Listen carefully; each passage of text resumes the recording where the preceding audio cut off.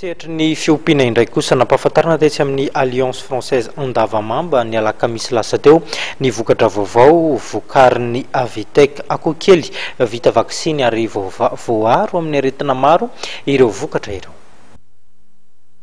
Anisan'ny olana sedran'ireo mpiompy ny aretina pahazin'ny biby fiompy. Mba isoroana izay dia namokatra zanak'akoho vita vaksiny efa voaro amin'ny aretina telo ny Avitec ary maro ny tombontsoa avy amin'ny vokatra io. Sady tsy misahirana mividy vaksiny tsony izy. Vaksiny zany tsy maintsy izay dose misy ohatra hoe 1000 dose na latsaka kelin'izay no ndray vidina. Dia mila fitandremana be dia be ao amin'ny fitaterana azy, tsy maintsy manana glacière, tsy maintsy arovana amin'ny masoandro sy amin'ny hafanana sy ny zavatra maro samihafa. Ny fanaovana an'ilay vaksiny tora ohatra manana koa arivo ilay olona ka hitolona ny tsirairay tena mbola asa be koa zay ary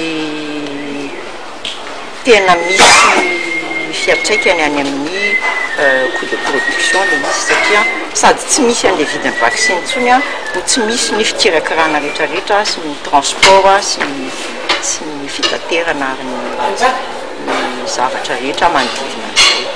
Voaresaka ihany koa ny etra izay miatra amin'ny zanak'akoho. Ny vidin'ity zanak'akoho efa voaro tanteraka amin'ny aretina rehetra ity zany dia misondrotra kely 500 ariary.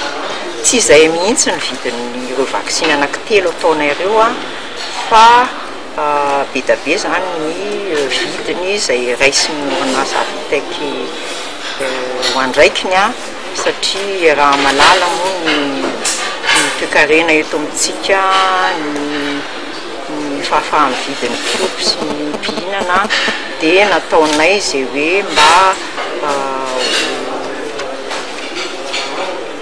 ho takatry ny mpiompy rehetra ihany na ny mpiompy vaventy na ny mpiompy madinika ny vidiny fa ny raisin'ny Avitec ho azy ny akamaroan'ny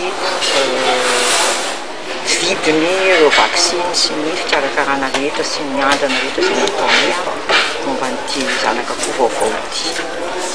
Ny Avitec moa dia manome lanjany ihany koa ny resaka fiofanana. Fiofanana sy ny rafitra fanaraha-maso ara-teknika maimaimpona ny tena mampiavaka ny groupeny Avitec sy LFL. Ka tsy hofananay mihitsy io fa vao mainka aza ao amafisinay satria araka ny teneniko teo raha sahaza ny sakafo amenan'ilay zanak'akoho ary raha manaja ny fototra ny fiompiana ny fiompy dia tena ambany dia ambany ary vazaina hoe tsy misy mihitsy ny fahafafatesana. Ka amin'ny herinandro zao zay dia fanao fampifanana momba ny teknika fiompiana izay fiaraha-miasanay miaraka amin'ny ministèren'ny fiompiana eny amin'ny ministère eny Antananarivo amin'ny 12 ka hatramin'ny 14 novembre. Ampitana indrindra izay teknika fototra izay azahoan'ny fiompy ny vokatra tsara indrindra avy natenaina amin'ity zanak'akoho.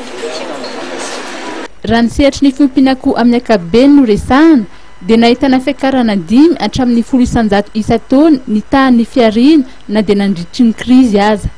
Efa tafiditra ao anaty fahazarana ara-tsakafon'ny Malagasy rahateo ny fihinanana hena.